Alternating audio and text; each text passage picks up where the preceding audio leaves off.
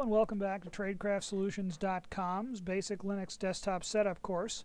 And in this screencast, we are going to test the live CD that we just burned a disk in the previous video. We also burned a installed DVD, which we will be using in the next video after this one to actually install the system. Purpose of the live CD is to prove that Linux works on your machine, and if necessary to get some information about your machine so that you can Google it and find out why something doesn't work and perhaps get it fixed. To do this for this screencast, in order to be able to record everything from start to finish, I am going to be using a virtual machine, and I'm going to be booting the live CD to my Windows 7 virtual machine. I could boot it to any of my virtual machines here, but I am going to use the Windows 7 to show that the live CD does not actually install anything to the hard drive. So here is our VirtualBox starting up our virtual machine. If you get this countdown, when you get this countdown, just hit the Enter key twice and skip it. Saves you a little bit of time. Now this is just unique. This is just because I'm running a virtual machine. You will not see this VirtualBox information come up on your system unless you are also booting to a virtual machine, and some of you may be. As these lights go across the bottom of the screen here, these blue lines, Fedora 13 is booting up. We haven't gotten any errors or crashes yet, so it appears that our system is fine and doesn't have a problem with Linux so far. And we're going to move this into the viewing area so you can see the whole thing.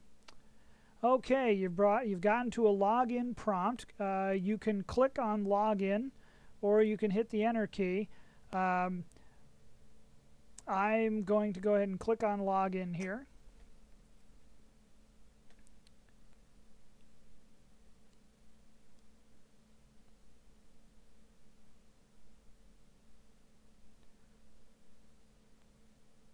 And we're almost there. Okay, we've got a fully booted live CD, in this case on a virtual machine. You should be seeing something similar on your system. May take a little longer, may happen a little sooner. This icon right here is what you use. If you double click this, do not do it. If you double click this, you will install a basic desktop system from the live CD onto your system. For this course, we're going to use the DVD. You could, if you have a fast internet connection, you could do this if you wanted to, but you'd have to install a lot more software additional to what's on the live CD. It's just to keep everyone on the same page for this course and these videos, I assume you're using the DVD to install. We're going to cover that in our next video.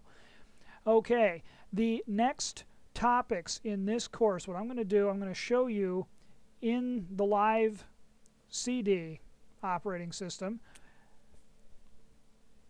In this course, if we go to oops,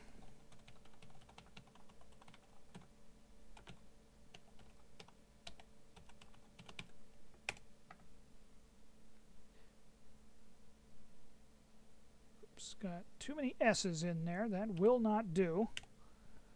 Okay, now if we go into what I want to show you after this video,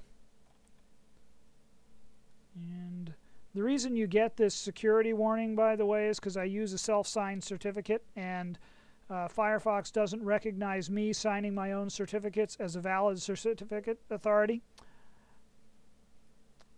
Okay, now we'll just log as a guest here. Now, the next topics you want to go through on this course are the gathering system information topics. Shows you how to use the dmessage, proc, lspci, lsusb, and a little more advanced lsusb to gather information about your system in the event one of your pieces of hardware, like your network card or your sound, doesn't work. If your video doesn't work, you probably have a system that you might want to try another Linux distribution on. We're going to be covering video problems a little later on. But for now, the overwhelming majority of systems should get to a desktop. They just might have one or two items that don't work, and this information in these topics will show you how to find the information you need to go to Google and create a search that'll get you the answers you need, or find out if your system will work. If it doesn't work, then you've at this point you're pretty much having to switch distributions or find a Linux distribution that does work, or you can't put Linux on that particular machine. Sorry to put you through this if that's the case, but I don't think it will be. I think most systems will do just fine. Okay, that pretty much concludes all we had to cover for this video. I'm going to go ahead and close the web browser here, and I'm going to go ahead and shut down my virtual machine. And I'm going to go ahead and reboot. I want to show you that when I reboot to the Windows 7 virtual machine, notice this is the Windows 7. It says Windows 7 running here, so it thinks this is the Windows machine running here. I'm going to go ahead now, and I'm going to take the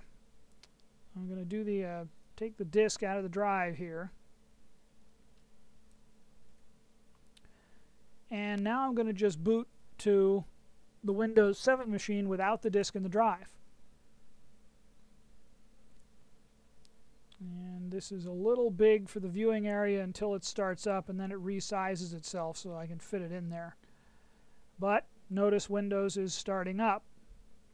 So even though I had the live CD running, it didn't do anything to the underlying system.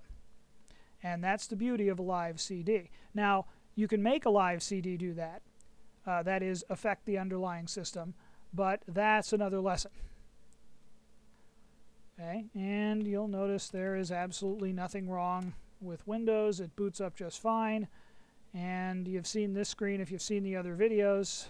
Well, you haven't seen this screen, but you've seen the desktop in Windows if you've seen the other videos. And it boots up just fine. And there you have it. So loading a live CD does not hurt or do anything to your underlying system. So that will conclude this video. And thank you for watching.